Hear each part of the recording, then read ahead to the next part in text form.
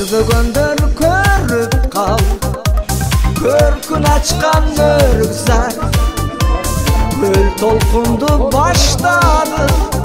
Идея чектеле, бирок мына жалпы элдин астында досторго ыраазычылык билдирип койгум келет. Сиздерден алла ыраазы болсун.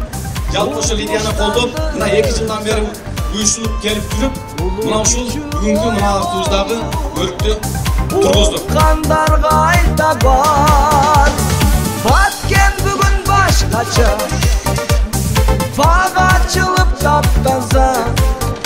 Бизде мындай чоң майрам болуп атат, мындай өрүктүн ачылышы болуп, бул деген бул баткен көркүгө болсо дагы көрк кошкон бир символдордон болот. Бүгүн бизде маңай өтө жакшы, балдарда, достордо мындай ачылыш Баткен областында биринчи жолу болуп атат.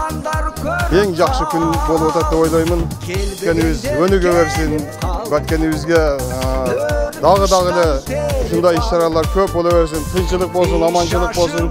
Негизи заманыбыз тынч болуп, Кыргызстаныбыз өнүккөн мамлекеттердин катарына кошулушуга биз чын жүрөктөн тилектешпиз. Бага ачылып таптанса, Баткен бүгүн башкача, шаар болду таптанса.